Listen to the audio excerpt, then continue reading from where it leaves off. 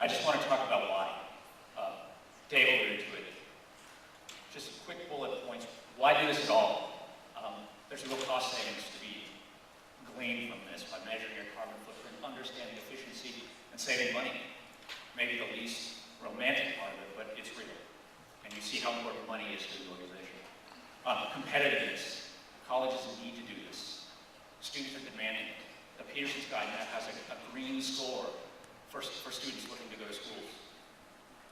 Academic quality, we heard it here, and new opportunities for the students. There is a green wave that is here and growing, and preparing students for that green wave is of the utmost importance. Preparation for the future and making growth decisions. How do we grow? Do we open satellite campuses? Do we grow around the world? Do we grow here? All these decisions can be put through the lens of carbon. Maybe the most romantic part is creating a model of leadership in the environmental world. Champlain is a leader in so many ways, and increasingly in the environmental sense. There's maybe 100 schools that actually measure their carbon footprint in a detailed way out of the thousands that are in the U.S. You are a member of an elite group, and you should be proud of it. Okay, that's my inspirational part. So, what are we going to talk about real quickly in my 5 minutes? What's on tap? What is a carbon footprint anyway? How do we measure it?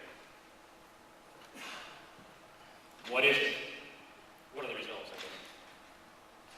And where do we go from here? So, total greenhouse gas emissions. There's a bunch of stuff, carbon dioxide being most of it, but methane and HFCs and PFCs and interesting chemicals that go up and gather in the upper atmosphere and trap heat, much like a greenhouse. So what is Champlain College made up of? Here's your footprint. We've got heating, electricity, cooling, transportation, chemical leaks, construction, lighting, waste supply chains, and that big toe.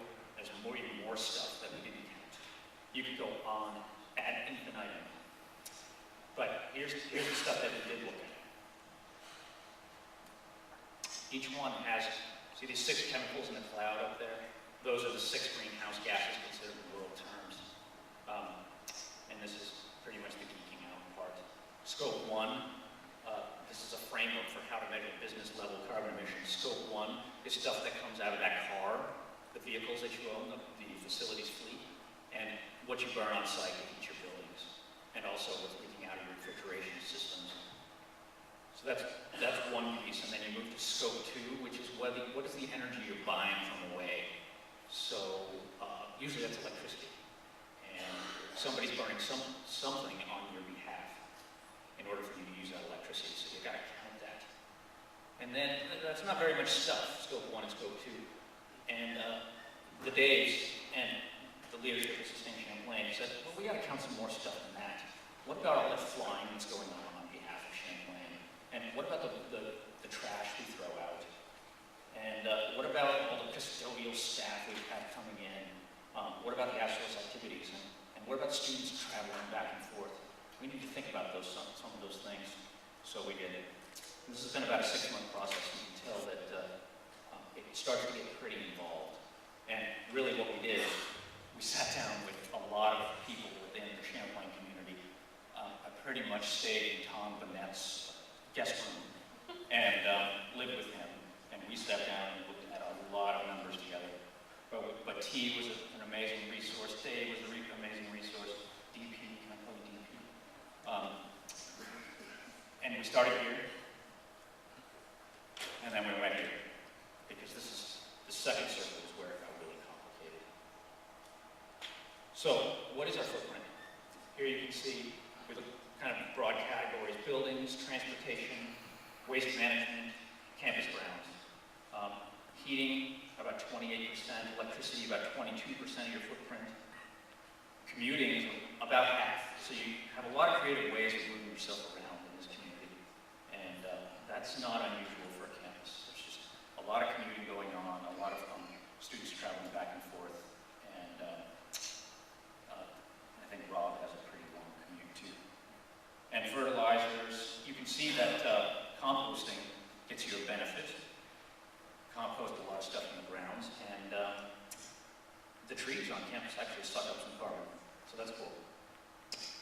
5,237 tons.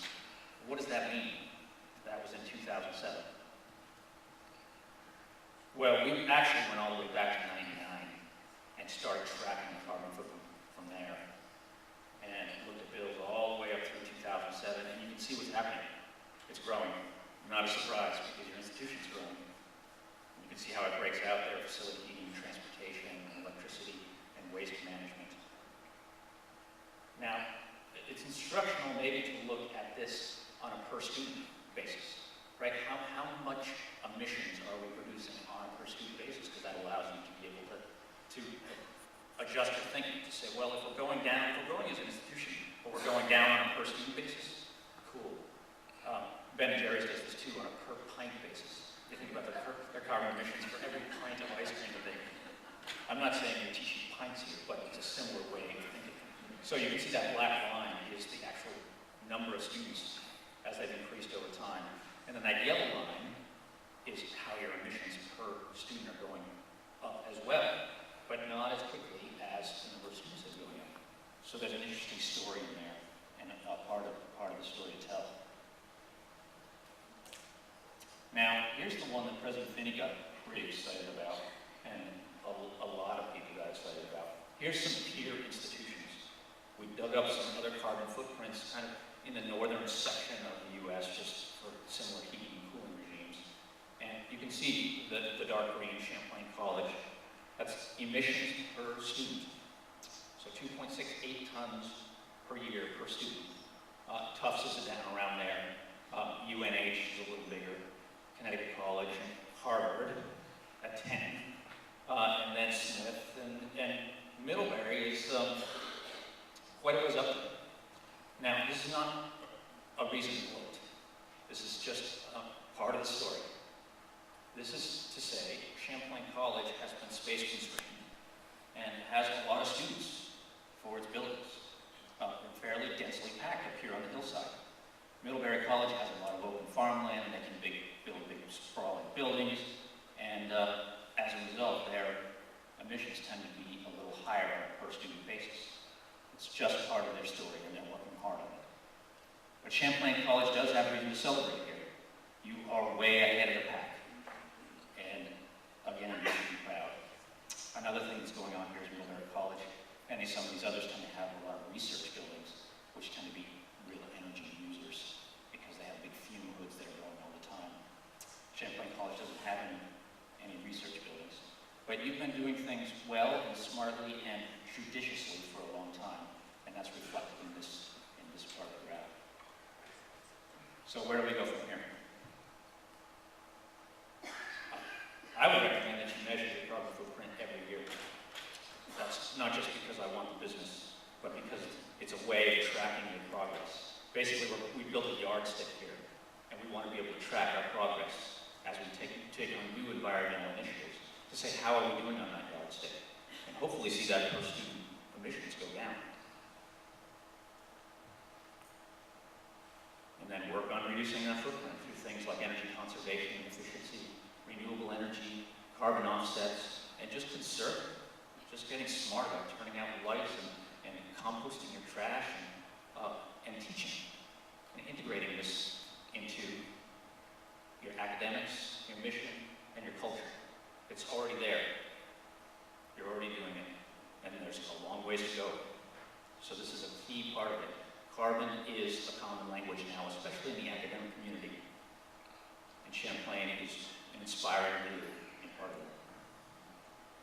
So the last thing is to celebrate.